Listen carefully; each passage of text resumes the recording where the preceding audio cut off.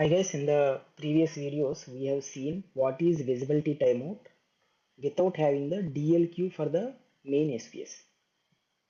So we have sent only one message to the SPS, but we have received n number of times, around 12 14 times we have received the same message to this lambda, because visibility timeout is 1 second, but lambda is processing around 11 seconds.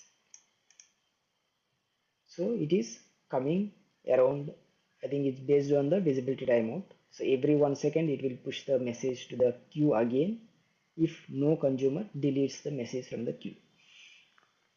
So it is uncontrollable. So if the visibility timeout is wrong and less than the lambda processing time, so the message can go into a infinite loop and it will leads our use AWS cost. So now we will add a DLQ. So this doesn't have a DLQ. That's why there is no control. It will keep on coming till some consumer or some lambda deletes from the queue. So that's why we have a DLQ to control, to have a more control on the number of receives in the message. So here we don't have dead letter queue. So we'll just add one dead letter queue. And here we can say how many times. Let's say only 4 times. So before we have sent a message and it got received these many times due to the problem of visibility timeout. Even though problem is there, we should not receive these many times, means we should control by the DLQ. So DLQ we have kept 4 times. So we will just DLQ. We need to receive this message only 4 times, even though the visibility timeout and lambda processing is set as a wrong. So let's search this message again. It should not have these many times as the previous.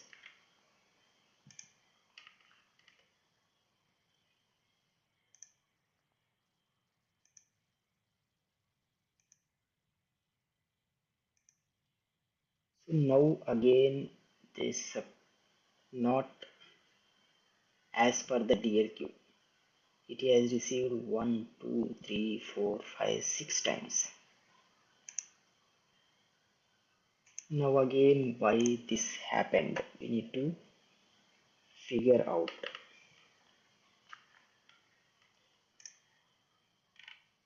So here we have kept, let's check the configuration again. This is 1 second and we have set 4 times. Max receives is 4 times. Let's check DLQ. So DLQ is not attached to anything. So to avoid anything, let's keep this as 1 minute. So DLQ configuration we are not looking now. Let's keep some higher number. Not sure whether that is affecting, because we should receive only 4 times but we have received 6 times. So now we need to figure out. So now we have just changed that. Let's send it again.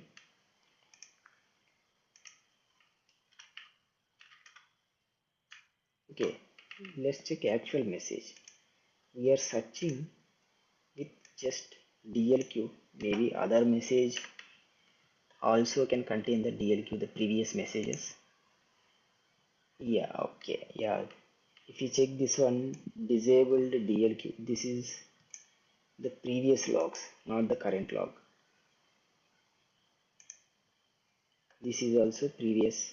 So our time is currently this one. So if you check this, around this time, we have received only 4 times. 1, 2, 3, 4. These two are,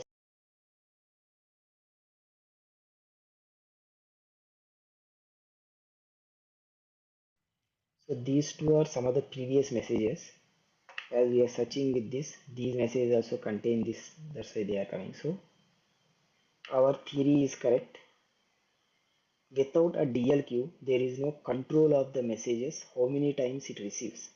It can receive infinite times if the visibility timeout and lambda processing time is wrong. But if we have some DL queue and we have kept the what is the retry count, then it will receive only those many times, even though the visibility timeout and this processing timeout is wrong. So what happens to that message? That message will go to DL queue after those many retries. If you check, so previously we had two, now we should be having three. Okay, we have five. Maybe these were previous messages. So if you want again, maybe we can remove these and try again to get a confirmation or clarity. So we have removed these messages. Now again we will send and check. Send again some message.